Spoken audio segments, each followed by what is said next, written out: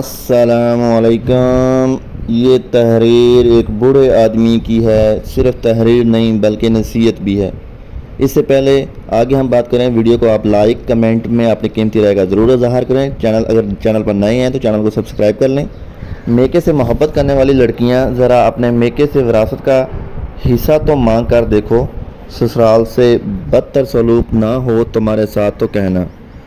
اپنی فیملی تو دور، خاندان والے بھی ایسی نظریں پھیریں گے کہ لگ پتہ جائے گا۔ کبھی میکے جاؤ تو کسی گھریلو مسئلے پر اپنی رائے بتا کر تو دیکھو، اچانک سے کسی کی آواز بھی سنو گی کہ تم نہیں بولو، تمہارا مسئلہ نہیں ہے، تم اپنے گھر کی ہو۔ جٹھانی دیورانی کی ایک سن کر چار سناتی ہو۔ کبھی میکے میں اپنی بھابھی کو ویسے ہی باتیں سنا کر دیکھو، آٹے دال کا بھاؤ پتہ چل جائے گا۔ اللہ سب کا سہاگ سلامت رکھے۔ ان سے پوچھو جن کا شوہر جوانی میں مر جائے یا طلاق ہو جائے تو وہ کس طرح رہتی ہیں۔ جب بھابیاں ہر بات پر طلاق کا طعنہ دیں تو کیسا لگتا ہے۔ جب بھائی روز کی چک چک سے تنگ آ کر یہ کہہ دیں کہ اس کو بولو چپ رہا کرے، گھر کے معاملے میں نہ بولے۔ جب ماں باپ یہ سوچنے پر مجبور ہو جائیں کہ جلدی اس کی دوسری شادی کروا دو۔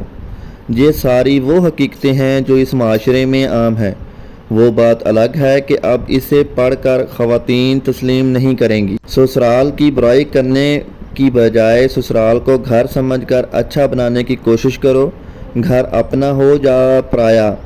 پرانے بزرگ کہتے ہیں، سسرال کی برائی کرنے کی بجائے سسرال کو گھر سمجھ کر اچھا بنانے کی کوشش کرو، گھر اپنا ہو یا پرایا۔ پرانے بزرگ کہتے ہیں، جہاں چار لوگ رہتے ہیں وہاں برتن تو بجتے ہیں، لہذا یہ معاملات شادی سے پہلے اپنے گھر میں بھی ہوتے ہوں گے۔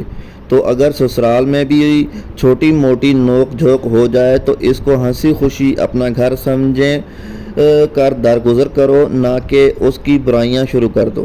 ساس سسر کو بھی اپنے ماں باپ سمجھو، ماں باپ کی طرح محبت کرو تو یقین مانو تمہاری زندگی سکون سے گزرے گی۔